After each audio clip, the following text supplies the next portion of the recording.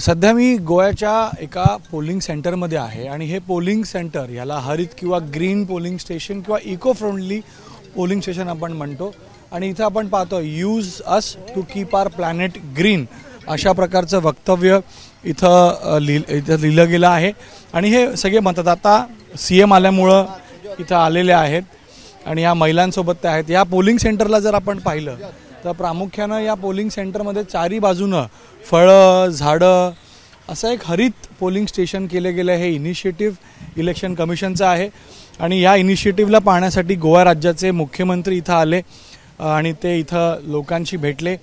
इनिशिएटिव्हबद्दल त्यांना काय वाटतं हे मी जाणून घेण्याचा त्यांच्याकडनं प्रयत्न करतो, कारण चारी बाजूनं हे इनिशिएटिव्ह आहे आणि इथं सेल्फी पॉईंट पण आहे। सेल्फी पॉईंटमध्ये एक फोटो काढण्यासाठी इथं मुख्यमंत्री साहेब सुलक्षणा सावंत यांच्यासोबत आहेत आणि एक चांगले इनिशिएटिव्ह इलेक्शन कमिशनकडनं आहे। गोवा राज्य आहे, हरित राज्य आहे, त्यामुळे हे इनिशिएटिव्ह जवळपास काही बूथ्समध्ये सर ग्रीन पोलिंग स्टेशन्स एक नवीन इनिशिएटिव्ह केले गेले।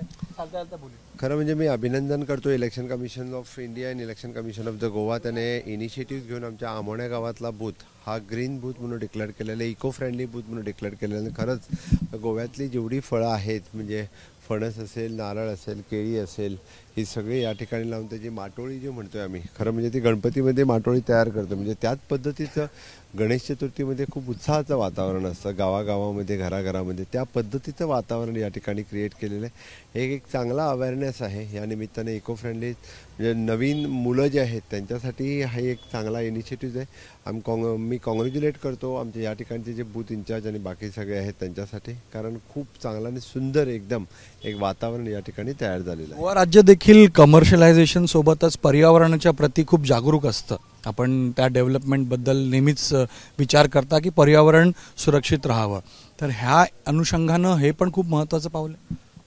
100% गोव्यातील सदोदित पर्यावरणाला महत्त्व दिलेलं आहे आणि या निमित्ताने आपण जर बघितलं तर पर्यावरणातलं म्हणजे गोव्यातील विशेष करून पर्यावरण आणि गोव्याची ओळख म्हणून ज्याला आपण म्हणतोय की मग फणस असेल, नारळ असेल, हे सगळे या ठिकाणी पर्यावरणाच्या सगळ्या गोष्टी त्यांनी बूथवरती आणून डिस्प्ले केलेले आहेत, लावलेले आहेत आणि एक चांगली इनिशिएटिव्ह घेतलेली आहेत, ते खूप महत्त्वाचं आहे। एक प्रश्न मी ताई तुम्हाला विचारतो की तुम्ही देखील इथं आलात, कसं वाटलं हे पाहून? कारण काहीतरी वोटर्सला समोर आणण्यासाठी केलं पाहिजे, कारण वोटिंग पर्सेंटेज वाढेल, हा हेतू आहे याच्या मागचा। बरोबर आहे, हा पण हेतू आहे, पण मला वाटतं की आपल्या प्रत्येक गोव्यातल्या म्हणजे आमोणा हे पण आपलं ग्रामपंचायत एक गाव आहे आणि प्रत्येक गावामध्ये ॲक्च्युली जेव्हा कधी उत्सव असतो तेव्हा उत्सवात आम्ही माटोळी बांधतो। सो बहुतेक म्हणजे बरोबर आहे, निवडणूक हा एक उत्सव आहे हे दर्शवणारं हे चित्र आहे आणि त्याचमुळे हे आम्ही सगळं बघतोय इकडे। सीएम साहेब सुलक्षणा सावंत या दोन्ही इथं आल्यात आणि येऊन यांनी इथं या बूथची पाहणी केलेली आहे। कॅमेरामॅन रुपेश शेलारसह गणेश ठाकूर, एबीपी माझा, साखळी, गोवा। एबीपी माझा, उघडा डोळे बघा नीट।